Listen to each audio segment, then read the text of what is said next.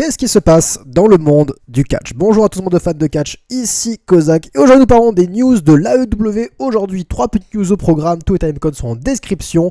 Un match annoncé pour Revolution, Tony Khan qui donne une nouvelle de Kenny Omega et Tony Khan aussi qui s'exprime au sujet de ses tweets. On va se marrer sur la dernière. Allons-y pour la première news. Let's fucking go! Will Ospreay contre Konosuke Takeshita à Revolution 2024. On lit tout ça. Les rumeurs lancées dans un match à Revolution 2024 et Will Ospreay se retrouvera dans un combat de famille. L'annonce du match a été faite lors d'une interview en coulisses de la Don Callis Family ce mercredi à Dynamite. Don Callis y est plaint du fait que personne ne voulait affronter ses catcheurs après la victoire de Takeshita sur Chris Jericho la semaine dernière et a donc prévu un match entre les membres de la famille pour les pay-per-view. Konosuke Takeshita affrontera ainsi Will Ospreay à Revolution 2024 le 3 mars prochain. Will Ospreay a terminé ses engagements avec la New Japan Pro Wrestling le week-end dernier à New Japan Pro Wrestling et avait annoncé qu'il prenait ses quartiers à l'AEW sur la route de Revolution. Le catcheur britannique a brièvement fait partie de la Don Callis Family l'an dernier, une appartenance qui lui avait surtout permis d'affronter Kenny Omega à Forbidden Door.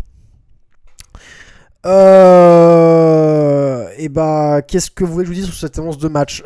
Will Ospreay, catcheur assez connu, que moi j'ai pas vraiment suivi parce que j'avais aucune raison de m'investir en lui tant qu'il n'était pas présent dans un programme de manière hebdomadaire.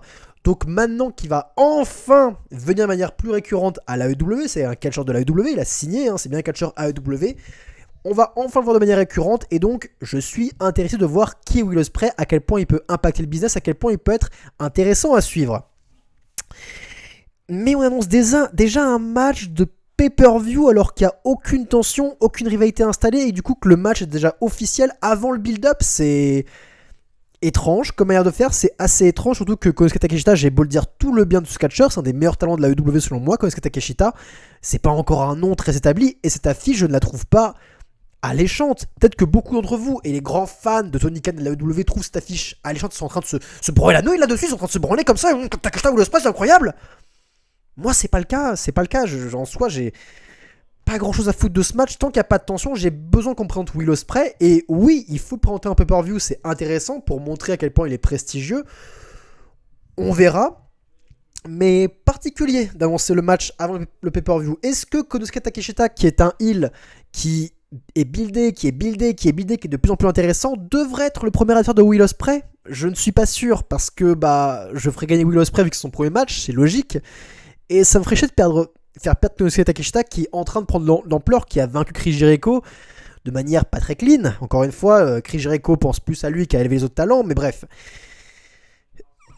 Les choses n'ont pas été faites très très clean, mais ce serait dommage de faire perdre Konosuke Takeshita. Malheureusement, c'est ce qui va se passer.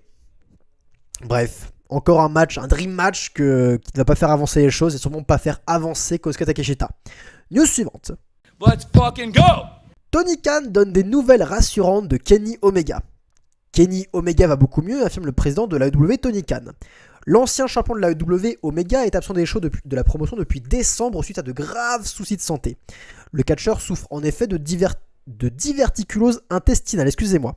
Tony Khan a été interrogé sur l'état de santé de Omega lors d'une récente interview donnée à SportsGrid et il se veut rassurant.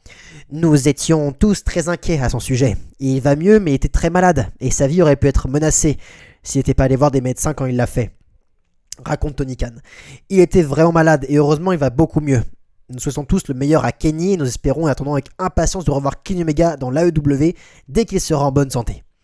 Alors qu'il devait faire équipe avec Chris Jericho pour affronter les champions par équipe Ricky Starks et Big Bill à World's End, Omega dut déclarer forfait. On apprendra plus tard qu'il souffrait de diverticulose intestinale. Selon le Wrestling Observer, l'état de santé de Kenny Omega était si préoccupant que les médecins n'ont pas voulu tenter la chirurgie au moment de son entrée à l'hôpital, celle-ci étant trop risquée. Le catcheur devrait bientôt savoir, toujours sur son information, s'il doit passer par la case chirurgie. Ça la fout mal pour Kenny Omega, ça la fout très très mal. Le mec, ça déconne zéro, sa maladie. C'est aussi dingue que ça a mis autant de temps pour s'en rendre compte. Ça se trouve, encore une fois, c'était si intense. Et encore une fois, les vies de catcheurs peuvent souffrir de choses très très graves, des choses qu'ils ne peuvent pas voir venir. Et vu qu'on sait à quel point Kenny Omega a quelque chose dans un style extrêmement dangereux, je pense que maintenant, il doit faire extrêmement attention à sa santé parce que la moindre erreur peut être fatale. Et là-dessus, qui est même pas une blessure musculaire, mais qu'une blessure intestinale, je sais pas d'où est la cause de cette blessure, de cette maladie, mais c'est c'est compliqué, ça fait peur, donc on espère quand même tous que Kenny ira bien. Je ne suis pas fan de lui, mais c'est pas une raison pour lui sauter tout le mal possible. J'espère évidemment qu'il va aller mieux, qu'il va aller beaucoup mieux, qu'il fera attention à sa santé pour la suite et qu'il reviendra à l'AEW parce que, qu'on en dise, c'est quand même un des gros noms de l'AEW, c'est un des gros noms qui peut faire les plus grosses affiches dans l'AEW, et évidemment ce serait bien qu'il revienne, qu'il soit mieux booké et qu'on ait affaire à des matchs dans des rivalités intéressantes qui pensent au business un petit peu plus, ce serait super. Mais en attendant, on espère qu'il passera pas par la cage chirurgie, on espère qu'il pourra remonter sans passer par la cage chirurgie, mais si c'est nécessaire, il devra passer par celle-ci. Donc bon courage Kenny Omega. Let's fucking go! Et enfin, Tony Khan s'exprime au sujet de ses tweets controversés. Les messages de Tony Khan sur les réseaux sociaux font souvent réagir, particulièrement ceux où il prend le moment de lancer des pics à la concurrence. Et oui, ils font réagir, on a beaucoup réagi sur cette chaîne parce que c'est tellement divertissant à lire que je ne peux que faire des vidéos en parlant des tweets de Tony Khan. Ce week-end, la WWE était à Las Vegas pour Collision et Tony Khan en a profité pour faire la tournée des médias qui étaient dans la ville pour le Super Bowl. Le sujet de ces tweets controversés a été abordé et le président de la WWE a déclaré que ces messages étaient bien utiles selon lui. On va lire ça avec sa voix comme d'habitude. Nous avons une excellente connexion avec les fans, donc c'est une bonne question. Mais je pense qu'on a réussi à créer un réel engagement et je pense qu'il y a des preuves tangibles de ça. Nos grands ratings TV le montrent. Pardon. Je crois que 3 des 4 dernières semaines, mercredi soir, Dynamite a battu la NBA sur ESPN et nous avons eu beaucoup de succès au niveau de la connexion avec nos fans. Donc je pense que ce que nous avons fait fonctionne vraiment bien. Il est pas possible, hein. Il pourrait avoir un immeuble, il pourrait être dans un bâtiment, il pourrait être en plein milieu de flammes, tout brûler autour de lui et il sera en mode mais tout va bien, tout va extrêmement bien. Il pourrait être là à se faire charger par des putains d'éléphants dans un safari, il sera en mode tout va bien, tout va extrêmement bien, nos ratings sont très très bons et j'ai pas peur pour ma vie. Il est dingue. Tout va toujours très bien. On te pose une question sur tes tweets, qui créent le débat, sur tes tweets qui font que tout le putain de monde, que tous tes putains de fans se foutent de ta gueule, et toi ta réponse c'est que t'as une excellente connexion avec tes fans et que ça crée des grands ratings et que tout va bien.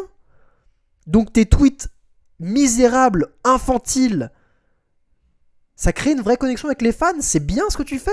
C'est ça ta réponse. Tu fais jamais rien de mal. Tu ne fais jamais rien de mal. Tu ne fais jamais de gaminerie. C'est pas possible. Et encore une fois, il n'y a pas question de critiquer, quand il parle que nos grands ratings à la TV le montrent, j'ai même pas envie de me foutre de sa gueule, si ça se trouve c'est le cas, mais j'ai pas l'impression, encore une fois, je vois les chiffres chaque semaine, je vois que les chiffres ne bougent pas chaque semaine, je vois que le public qui existe, le public fan de catch existe, je vois que aucun de ces fans de catch ne vient se connecter sur l'AEW, ce sont toujours les mêmes putains de personnes qui regardent l'AEW chaque putain de semaine, ce sont les mêmes 800 000 cons qui regardent la WWE chaque semaine, j'en fais partie, hein, qu'on soit bien d'accord. Il y en a aussi qui aiment se faire du mal, hein. Mais ce sont toujours les mêmes putains de personnes. Oh. Mais encore une fois, Tony a cette tendance à toujours dire c'est une très bonne question et ne pas répondre à la question et dire à quel point tout va bien dans son putain de business. Non, tout ne va pas bien dans ton putain de business. Pour Tony Khan, c'est Twitter de créer un engagement avec les fans et garder un bon nombre de téléspectateurs. Quoi qu'il en soit, le taux d'engagement sur Twitter est toujours bien élevé puisque ça mène un grand lot de réactions. Tu m'étonnes, ça crée des bad buzz et c'est jamais bon les bad buzz. Ce n'est jamais bon que la figure d'autorité de ton programme passe pour un con. Ça donne une très mauvaise image de la compagnie, ça donne aux gens envie de se foutre de ta gueule, ça crée pas des grosses audiences. On se fout de ta gueule, Tony. Quand on te met à côté de Paul Levesque, tu passes pour un débile mental. Tu passes pour un gamin. Tu passes pour un mec. Tu passes pour un poisson qui nage dans un bassin rempli de requins. Qu'est-ce que je voulais que je vous dise? Mais en tout cas, c'est cool parce que si pour lui ce qu'il fait c'est très bien ce rapport des ratings, cela veut dire aussi qu'il continuera à faire des tweets et qu'il continuera à alimenter des vidéos très divertissantes sur cette chaîne où on se fout ouvertement de sa gueule pour le plus grand plaisir de ma personne et de la vôtre. Sur ce, c'était les news, c'était Kozak. Prenez soin de vous, bande de fans de catch.